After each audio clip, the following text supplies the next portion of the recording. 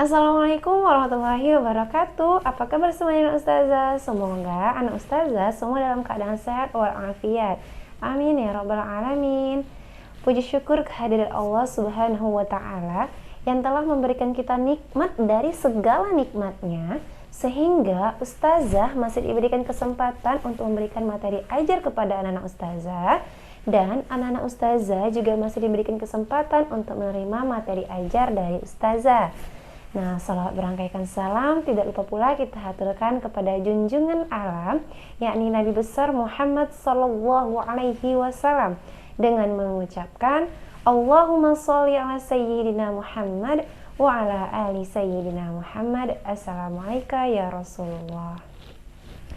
Nah, baiklah anak ustazah, sebelum kita mulai pembelajaran, marilah kita berdoa bersama-sama. Nah, kita mulai ya. A'udzu billahi minasy syaithanir rajim. Bismillahirrahmanirrahim.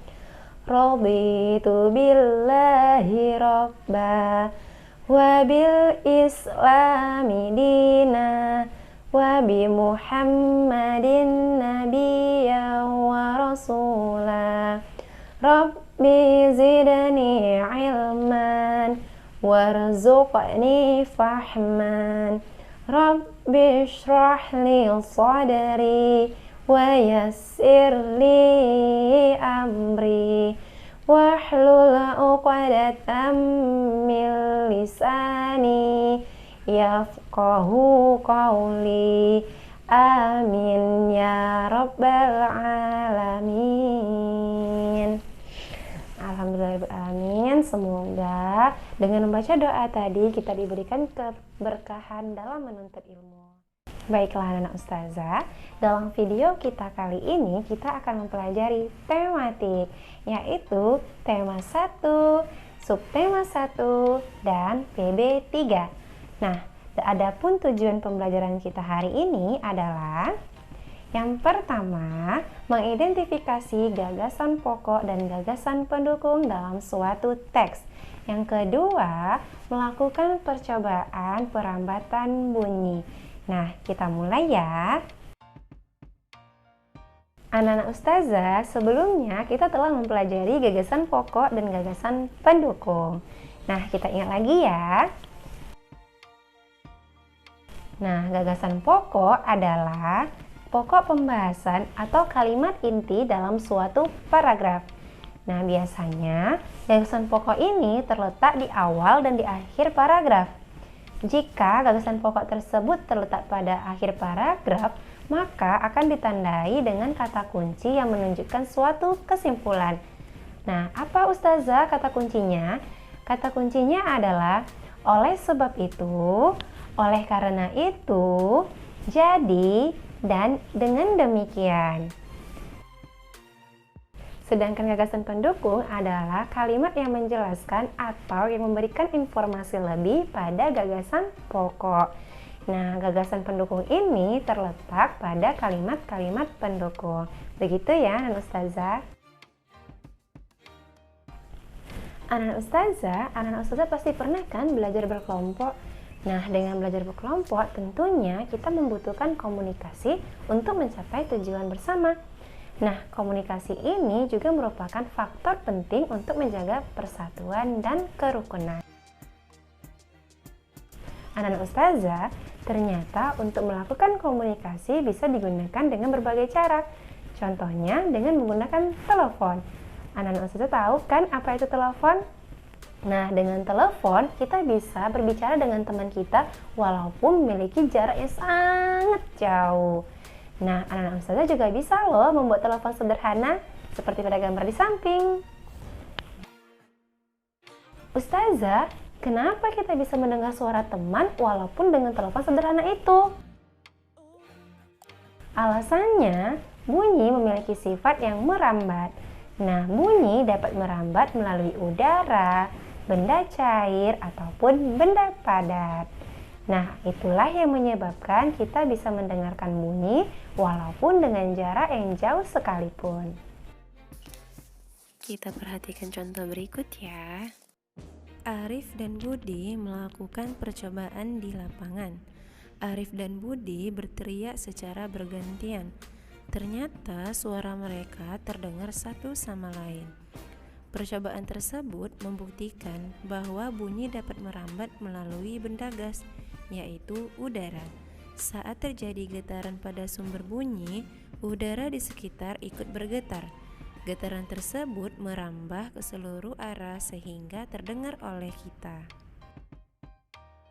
Adi dan Agus melakukan percobaan dengan pemanfaatan barang di sekitar. Mereka membuat telepon sederhana dari gelas plastik yang dihubungkan dengan benang. Ternyata, mereka dapat mendengar suara lawan berbicara dengan jelas. Percobaan tersebut membuktikan bahwa bunyi merambat melalui benda padat seperti benang. Getaran dari sumber bunyi akan merambat melalui benang sehingga bunyi dapat terdengar. Ali mencoba melakukan percobaan di rumah dengan benda di sekitar. Ali mengutuk ember berisi air lalu mendengarkan bunyi melalui corong. Bunyi yang ditimbulkan oleh ketukan merambat melalui air hingga tertangkap oleh corong. Percobaan Ali membuktikan bahwa bunyi merambat melalui benda cair. Getaran pada sumber bunyi akan merambat melalui air hingga dapat terdengar oleh Ali. Anak Ustazah, berdasarkan contoh tadi, dapat kita ketahui bahwa bunyi dapat merambat melalui benda padat, benda cair, dan juga gas. Namun, bunyi yang dihasilkan tidaklah selalu sama. Ada yang cepat terdengarnya, dan ada juga yang lama terdengarnya. Bunyi yang merambat pada benda padat sangat cepat untuk kita dengar, karena partikel penyusun benda padat sangatlah rapat. Pada benda cair, bunyi yang merambat kurang cepat, karena partikel penyusunnya sedikit renggang. Sedangkan pada benda gas, bunyi yang merambat sangatlah lambat, karena partikel penyusunnya sangatlah renggang. Bisa dipahami anak Ustazah? Baiklah anak Ustazah, itulah tadi rangkaian pembelajaran kita dalam video kali ini. Kesimpulannya, yang pertama, gagasan pokok adalah pokok pembahasan dalam sebuah paragraf. Gagasan pendukung adalah kalimat penjelas untuk gagasan pokok. Kemudian, bunyi memiliki sifat yang merambat, dan bunyi bisa merambat melalui benda padat, benda cair, dan juga gas.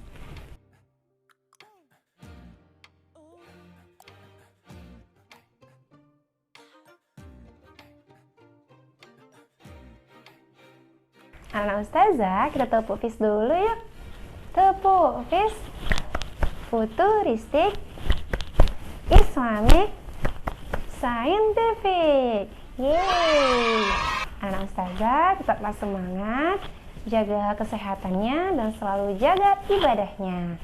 Baiklah anak Ustazah, sebelum kita mengakhiri pembelajaran, marilah kita berdoa. Doa dimulai.